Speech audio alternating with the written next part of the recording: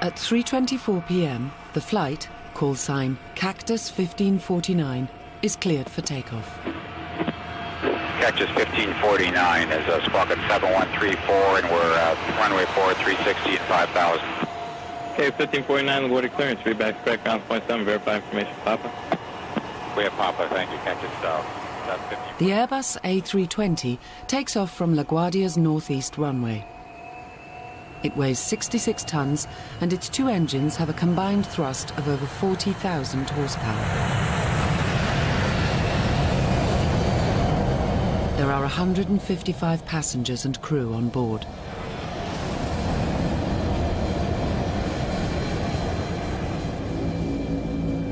The flight path will take them north, over New York City, before turning west to head for Charlotte. The flight is scheduled to take 2 hours. It will actually last less than 6 minutes. There was nothing going on this flight to make me think that it was anything other than a flight I'd probably get on and probably sleep. Flying at over 250 miles per hour, the plane climbs over the densely populated Bronx. 54 seconds later, with engines still at takeoff thrust, the jet reaches 3,200 feet.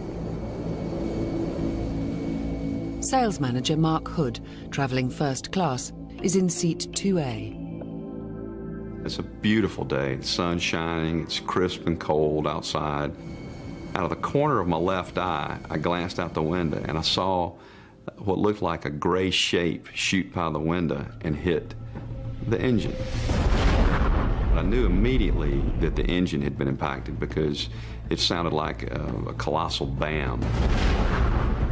It startled everyone. What was that? What was going on? I leaned over, saw the flames, and at that point, like, this isn't good. You know, this is not what you want to see. The captain immediately reports in to air traffic control. This is Cactus 1539. Hit birds. We lost thrust on both engines, returning back towards LaGuardia. You turn left heading up 220. 220.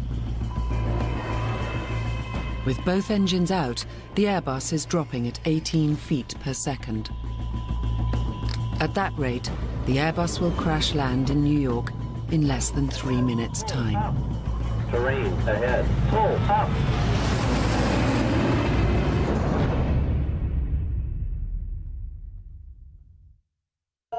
He's got emergency returning. 1529. He bird strike. He lost all engine. He lost the thrust in the engines. He's returning immediately. An Airbus A320 with 155 people on board is coming down over New York City after a massive bird strike took out both engines.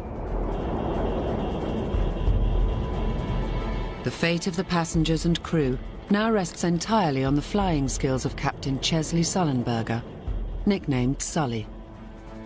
Married with 2 daughters, he is 58 years old, just 7 years from retirement.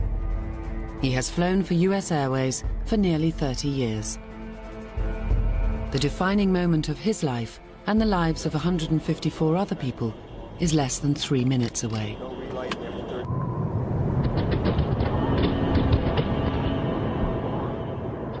In the cabin, it's clear to some of the passengers that something is terribly wrong.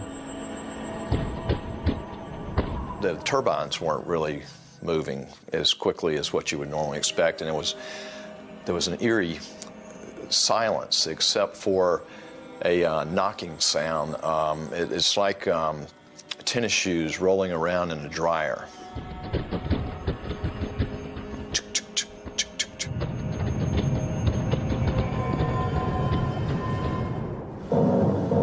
Okay, that was a bird strike. Now the power is beginning to roll back, indicating that we do have a loss of power on both engines. Former Airbus pilot Jay Joseph is flying a flight simulator, which is an exact copy of the Airbus A320 cockpit interior.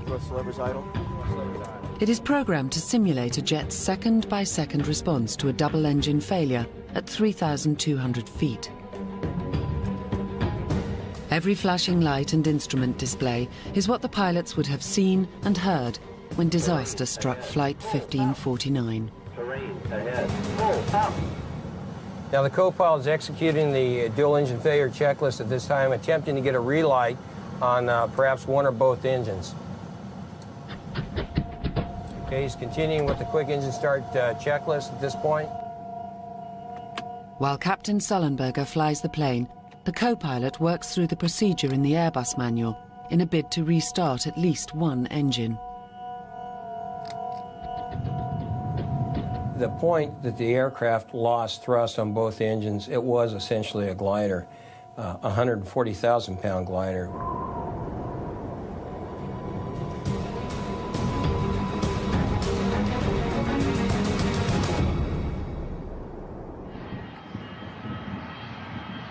Air traffic control clears a runway for Flight 1549 at LaGuardia, 7 miles away.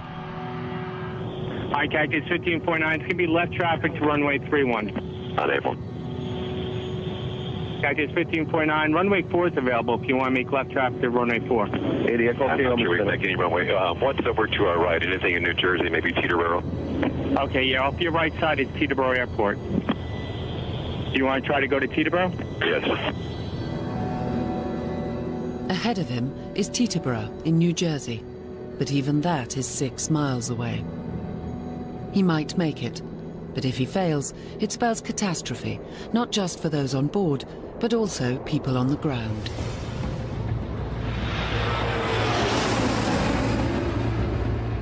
As a professional pilot, Captain Sullenberger is trained to be calm in any situation. But in a later interview, his inner turmoil becomes apparent. It was the worst, sickening, pit of your stomach falling through the floor feeling I've ever felt in my life.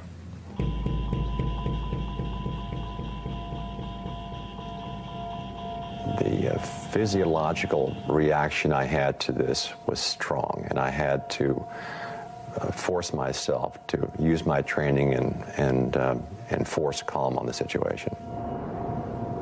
Flight 1549 will hit the ground in less than 2 minutes. Captain Sullenberger decides.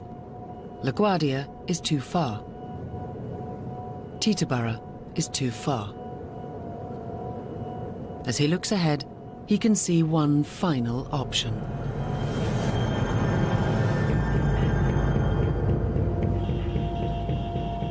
Cactus 1529, turn right 280, you can land runway 1 at Teterboro. We can't do it. Okay, which runway would you like at Teterboro? We're going to be in the Hudson. I'm sorry, say again, Cactus? As this radar image shows, other passenger airliners are in the area. Eagle Flight 4718 is listening in and responds. I think he said he was going in the Hudson. In an interview later, Captain Sullenberger describes his decision with extraordinary calmness.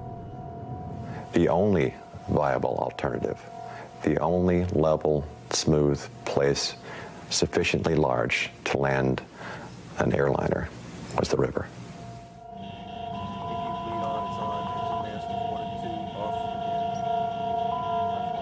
This has the potential to be catastrophic. To set himself up for an unplanned water landing is unprecedented. Nobody would have been thinking about that.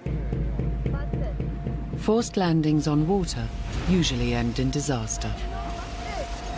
In 1996, an Ethiopian Airlines Boeing 767 cartwheeled on landing after ditching in the Indian Ocean at the end of a bungled hijack attempt. 125 of the 175 people on board died.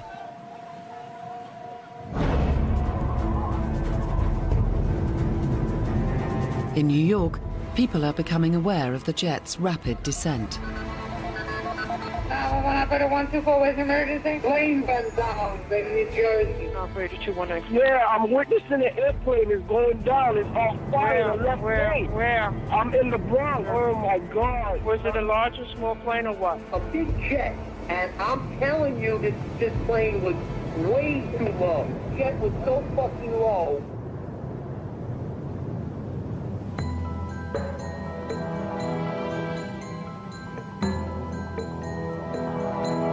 The captain has had no time to tell the passengers what he is attempting, but they know they are going down. I remember the gentleman sitting in 1A grabbing my arm and saying, "We're going to die, aren't we? We're going to die."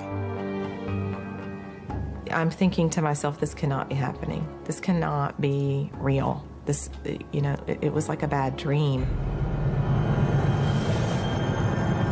Ditching in the Hudson is Flight 1549's last chance. But standing in the way is a 600-foot-high obstacle.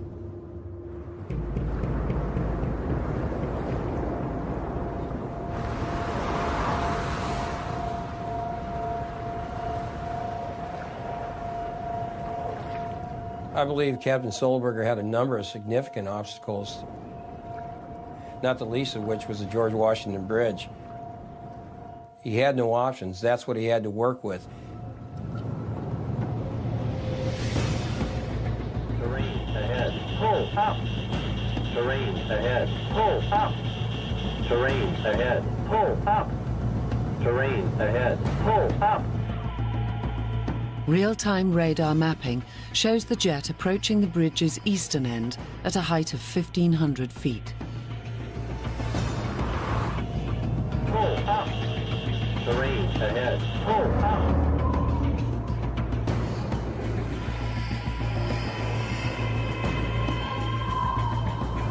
He clears it, with just a few hundred feet to spare. The George Washington Bridge was not something that he had planned for in that approach, I can assure you of that. Emergency electrical power manual on. Whether or not he factored in the bridge, Captain Sullenberger navigates around it with extraordinary skill and makes a turn to line up over the Hudson.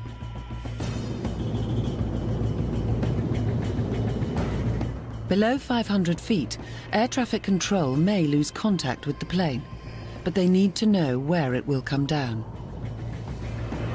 They divert a helicopter, which was taking tourists on a sightseeing tour, to track the jet's movements.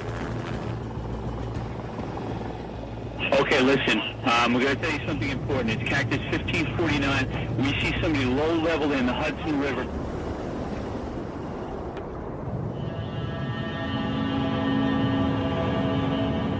The young lady sitting next to me said, "We're going to crash, aren't we?" I said, "Yeah, I think we're going to."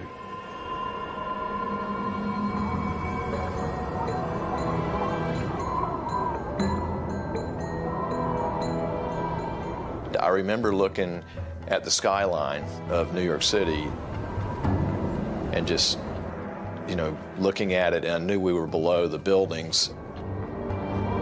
Man, we could hit a building. I don't want to hit a building because it's going to be like 9/11 again.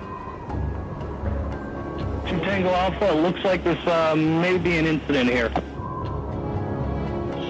ahead. Pull up.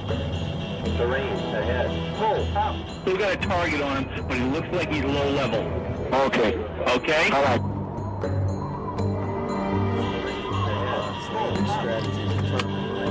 500 feet from impact, Captain Sullenberger makes the announcement no air passenger wants to hear.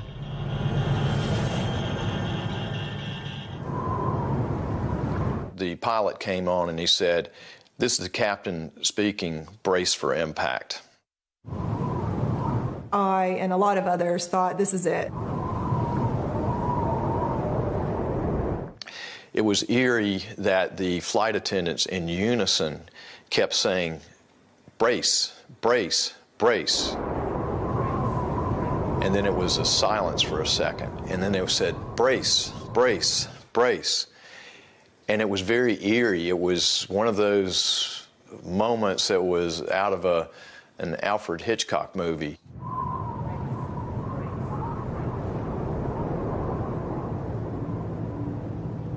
You know, we're crashing. You know, what are you going to do? I kept thinking, okay, you know, do I pray or do I send my wife a message? Do I call her? What do I do? So I quickly typed out a text. And I said, you know, plane's on fire and I love you and the girls. And I hit send. And I remember looking at the phone and seeing the indicator light that the message got out. And I just kind of felt a sense of relief at that point that, you know, I got a chance to say goodbye.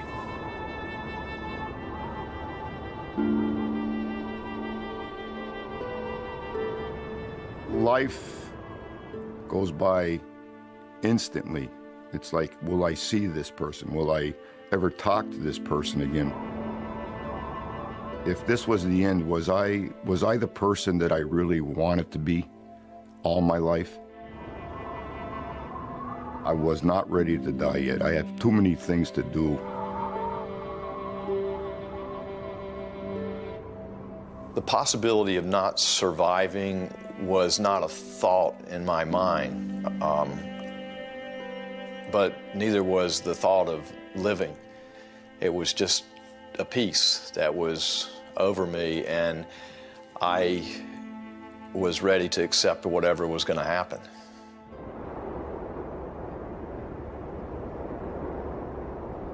Two Tango Alpha, is he still flying? Still flying. I reached over and held the hand of the lady next to me and prepared to be a dead man. Going down. Two Tango Alpha, roger.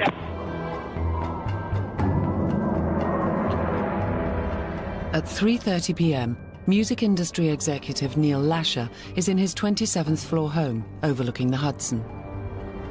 I'm looking out my window and I see a passenger jet coming right past the window, and it wasn't heading up and it wasn't heading straight, it was heading down. Oh my God, something's going on here. It was unbelievable.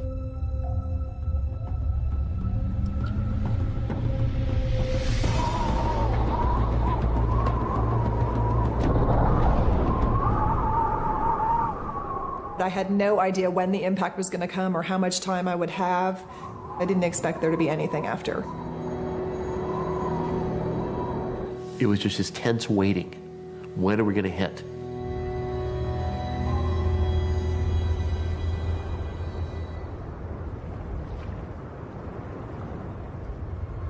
Scotty's going down.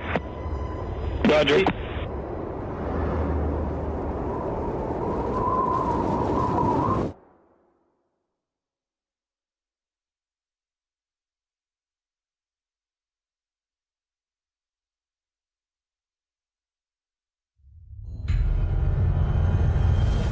It was a hard hit. Absolutely the hardest landing I've ever been in. We hit the water, and you could feel a definite jarring. My knee hit my sternum and actually cracked my sternum. But it was just a jerking motion, and then it was just slowing down, and the plane actually groaned. You know, it was, whoa.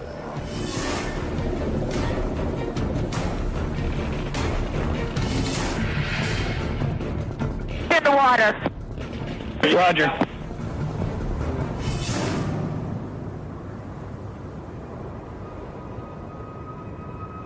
I thought it was going to break apart. I thought it was going to blow up. I had no idea. Calls to 911 pour in from all over the city. 911 operator 129, what is the emergency? A plane just crashed into the Hudson River. Okay, just passed. It went into the Hudson River? Yeah, an airplane just crashed into the Hudson River. Operator 129, where's your emergency? A plane has just crashed into the Hudson River. Oh my gosh.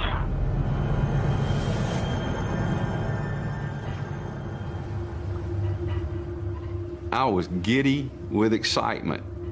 We're not dying today. What nobody knows is that the impact caused a breach near the plane's tail. And that's not all. The Airbus is equipped with a system that seals all the aircraft's vents and outlets to stop it taking on water after ditching. The procedure calls for one of the pilots to press the ditch button above their head.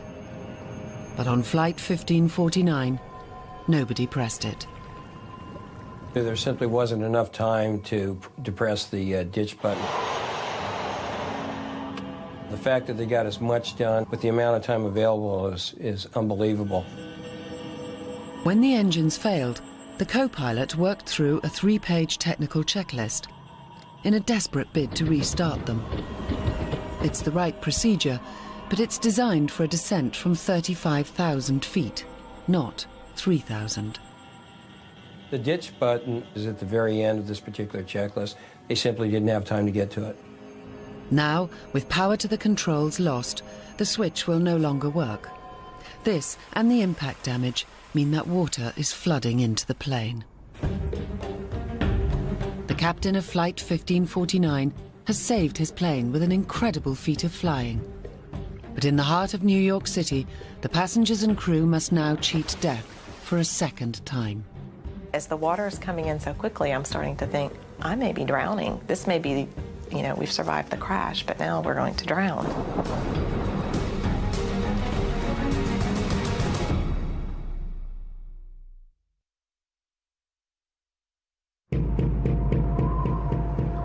Saturday's going down. Roger. Hit the water. Roger. Having survived a forced landing in the Hudson River in New York City, the passengers and crew on board Flight 1549 remain in deadly peril. Thousands of gallons of water are flooding into the plane. No one knows it yet, but in just 24 minutes, the cabin and wings will be fully submerged. Anyone still on board will drown in the icy waters of the Hudson. Get me a police department helicopter if you got one on your frequency. Get me a police department helicopter if you got one on your frequency right now. We don't have one now. We'll make a call. You get anybody. You send him right over to the Lincoln Tunnel. We had a Cactus Airbus go down in the water. He's actually went down? He went down in the Hudson River, being the Intrepid there. He's sending out the rescue. Everybody's been notified, and just be careful with your arrivals, okay? Okay, good. Mike Whiskey. Within a minute of ditching, news of the incident is relayed to the crews of the Hudson's commuter ferry services. We got a call over the radio, plane in the water. So immediately I grabbed the radio, I said, we're on it. Do you have that Cactus in sight? No, the Cactus is gone. He's down in the river right now. Vincent Lombardi's boat, the Thomas Jefferson, is the nearest to the sinking airliner. US Airways jet down in the Hudson River. It's flooded with emergency vehicles of all kinds. Fire trucks, Airbus 320 with more than 100. He immediately heads towards it, but it will take him nearly 4 minutes to get there, and for some passengers, that might be too late. I looked over to the left at the window, and all I could see was water. So I actually thought we were underwater. First-class traveller Barry Leonard is in seat 1C. The flight attendant said, take off your seatbelt and go to the nearest exit. Well, for me, that was 2 steps, one forward, one to the left. I'm at the door. And I actually looked down in my seat to see if my body was there. Laurie Leitner is one of the first passengers to reach the exits over the wings. I was at the door, I saw the water in front of me. CCTV footage shows the first passengers spill out onto the wings. But Laurie thinks the plane is about to sink. People behind me saying, we have to get out of the plane, get out of the plane, get out of the plane. So I jumped in the water. The water is only 2 degrees above freezing, and Laurie has no life jacket. All I could think of from the moment I jumped in was I have to get out of the water. At the front, Barry Leonard faces a dilemma. The escape chute, which doubles as a life raft, fails to open. And all of a sudden she said, jump, jump, jump. I looked at the water and then I jumped out. It's just straight out. Unfortunately, I didn't have a life vest. I didn't have a seat cushion. I had nothing. I've never experienced anything as cold as that in my life. I knew from reading that I probably had 5 minutes before I started to lose my faculties. At the back of the plane, the situation is critical. Water is flooding the rear, causing it to sink. And both exit doors are submerged, so can't be opened. Vicky Barnhart is in the back row. As the water is coming in so quickly, I'm starting to think, this may be how I'm dying now. I'm going to drown. It just felt like it was getting deeper and deeper. And I remember just thinking, I have to tell my family goodbye. I flipped open my phone. I knew it would just take 2 pushes of a button to call my husband, and that's what I did. Of course, I got his voicemail. I got a phone call from her. I just assumed that they were on the ramp and that she was going to be delayed. I just basically said, I think this is it. My plane has crashed. I love you. I love the kids. And I love you, I love you, I love you. I think that's basically what I said.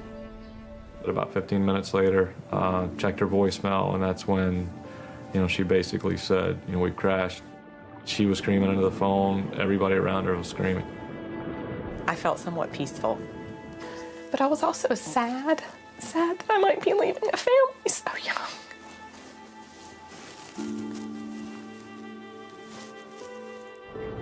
Your heart's ripped out of your chest.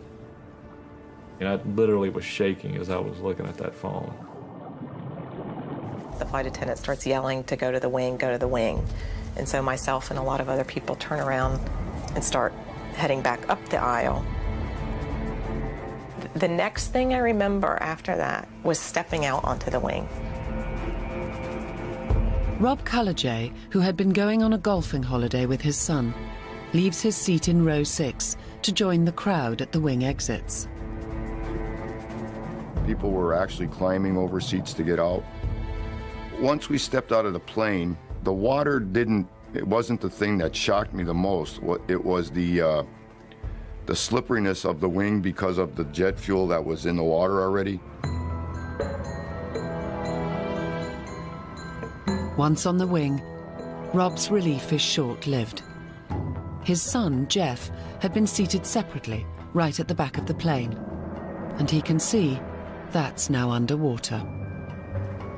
My son, I knew was in the back. That's all I knew. I didn't know if he had gotten out yet. Now, is he in the back of the plane, stuck or injured?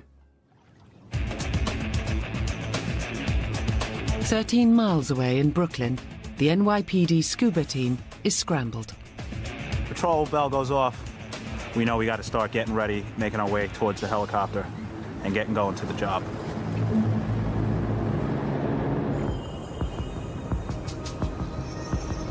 At the plane, several people have fallen off the wing or jumped into the water.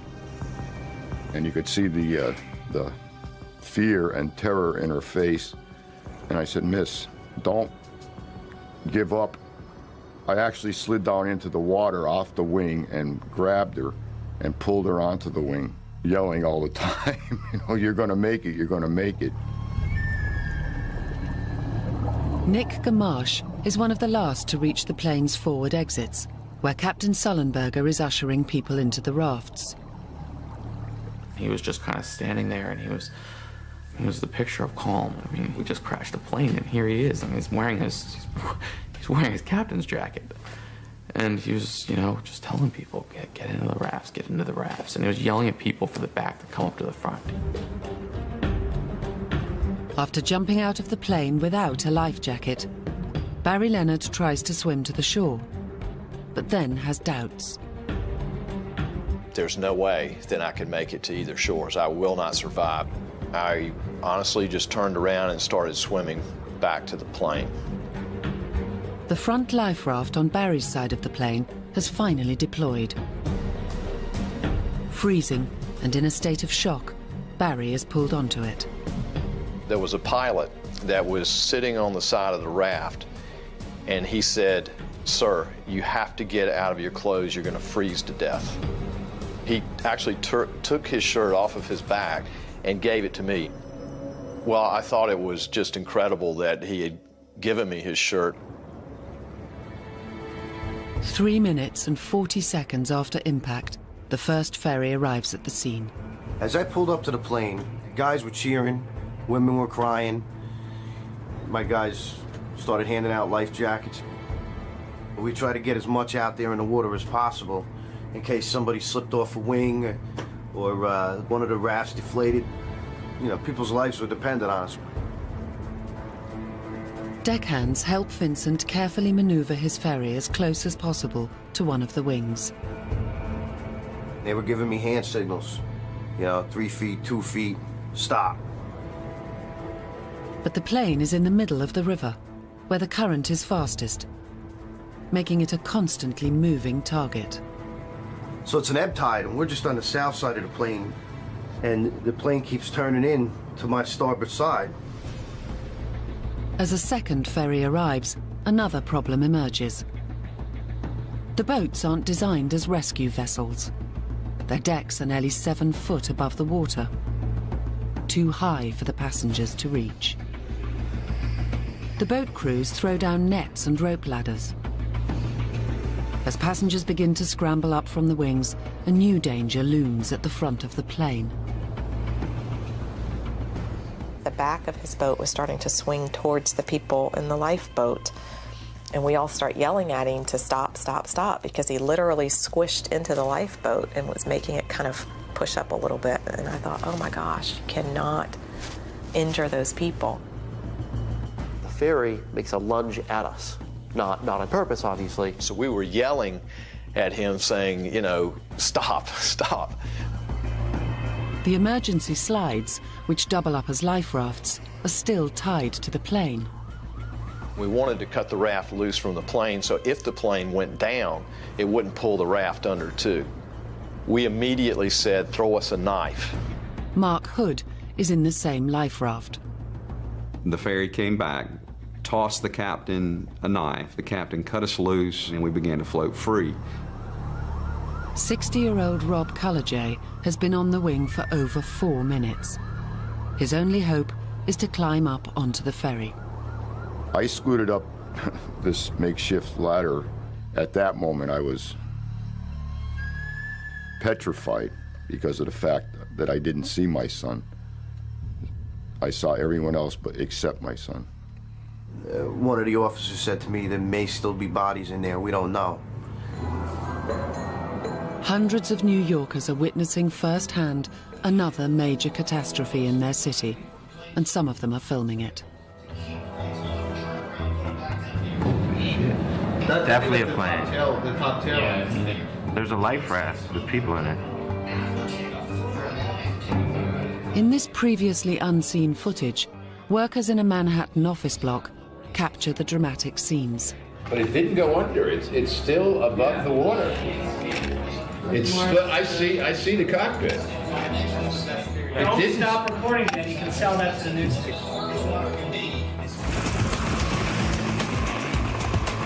When the NYPD scuba team arrive, they find a scene of chaos. 7 boats, including a US Coast Guard vessel, are pulling people off the rafts and wings. But there are also people struggling to stay afloat in the freezing water. A passenger captures the helicopter's arrival on his mobile phone. I remember climbing up the ladder as the helicopter showed up, and it was kicking up spray and dust, and I just remember thinking, you know, here I am climbing up this ladder, and the wind shear from this helicopter is going to drop me into the river. When we got down lower to the water, we saw that one victim in the water, and I said, that's who needs the immediate help. That's the person that we have to get to first. And I knew that I can get to her much faster if I didn't have a tank on. Mike just gestured to me. He goes like this. He made the split-second decision to take off his gear, and we collaborated and decided one with, one without. In the crush around the sinking plane, the helicopter can't get lower than 20 feet. Ordinarily too high for the scuba divers to jump. There's a lot of things going through your head, but the one priority is getting in that water as fast as I can and getting to that victim. Detective Delaney knows that if he delays, the woman could drown. He makes an instant decision. Detective Delaney went in first, and he took off. Detective Rodriguez follows his teammate into the water. We swam up to her from the side or the back, and she was in a bit of a panic. She was frightened. I told her to let go of the net. You're gonna have to trust me. And she then thought that the ferry boat was gonna roll over us or run us over. We both swim her over to the closest platform, which is a rescue ladder with a platform that one of the ferry boats deployed. Now she's taken care of. And now, the mode turned towards the plane. We got to get to the plane We're at this point, we're thinking there's definitely victims inside. As the divers continue their search, Rob Cullejay is safely on a ferry. But he has been separated from his son, Jeff, ever since boarding the plane. I still hadn't seen my son yet. Your mind plays funny games with you. And I start seeing my son as a little toddler again. Things go through your mind that I'll never see him again. Life ended too early for this kid. The plane is now just 13 minutes away from sinking.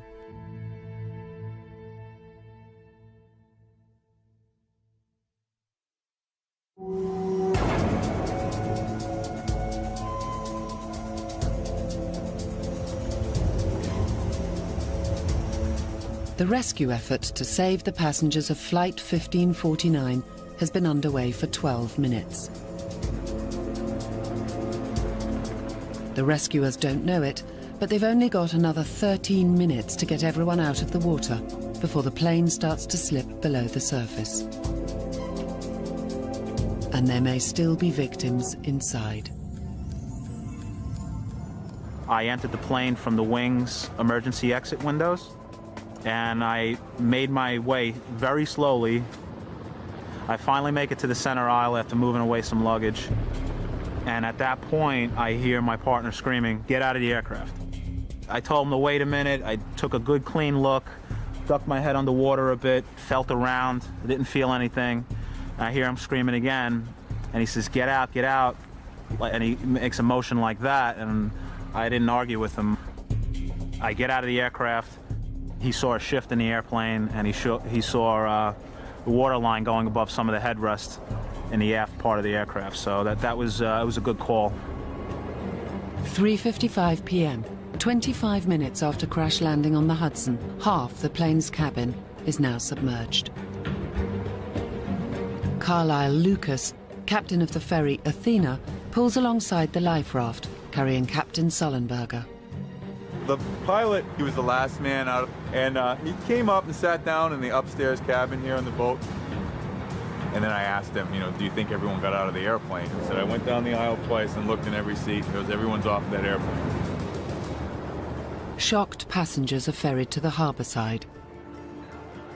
Rob Cullejay is among them.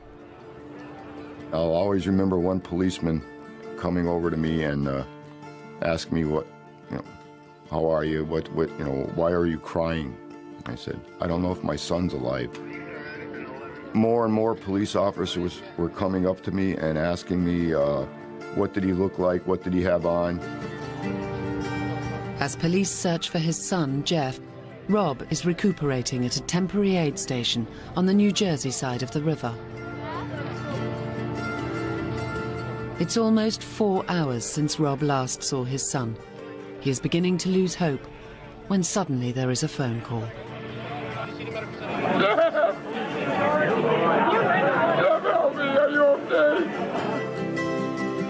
As Rob awaited rescue on the left wing, Jeff made it into a life raft on the other side. We're alive. I couldn't believe it. I really couldn't believe it because I had just nightmares of twisted metal and going underneath the water and just everything. Father and son are finally reunited. We just shared a big hug, and it was just really a cool feeling. Very emotional. He's saying, Dad, please, don't cry, don't cry. Didn't want to let go, and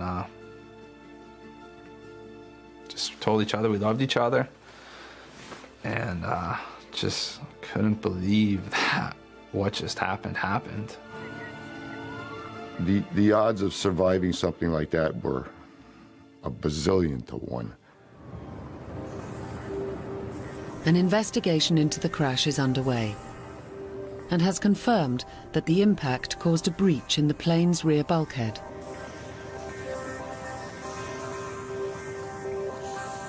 What is not in question is the scale of Captain Chesley Sullenberger's achievement. The outcome of Flight 1549 could have been very different. There are so many things that could have gone wrong that went perfectly right in this specific instance. Flight 1549's double bird strike occurred at 3,200 feet. Most bird strikes occur at under 500 feet. A sudden power loss in both engines at that height would have given Flight 1549's pilots less than 30 seconds to react, resulting in almost certain disaster. This is simply one of those circumstances where you don't want to run out of altitude, airspeed, and ideas simultaneously. Captain Sullenberger knew that he had to bring the aircraft down tail first, at an angle of 11 degrees. Any steeper and the fuselage would have hit the water too hard, causing the plane to break up, with fatal consequences. But speed was also critical. There was very, very little margin for error. If he would have run out of airspeed at 100 feet, it could have been catastrophic. Captain Sullenberger must touch down at no less than 130 knots, or risk a fatal stall. Terrain ahead. If his airspeed falls too low, the only way to increase it is to drop the nose. But that would risk the engines hitting the water first, causing violent deceleration that could tear the aircraft apart.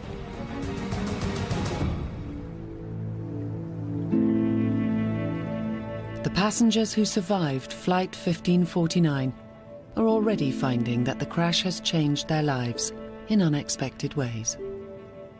I know there's other things I'm supposed to do with my life, and I think there's 154 other people that also have something that they're supposed to do with their life. I see it as a second chance for life. My husband and I are adopting. We've signed up with an agency to adopt a baby. I've questioned everything now. You know, is this the type of work I'm supposed to be doing? You know, is this, there's so many things that you can't help but to question and wonder what's next. Enjoy life.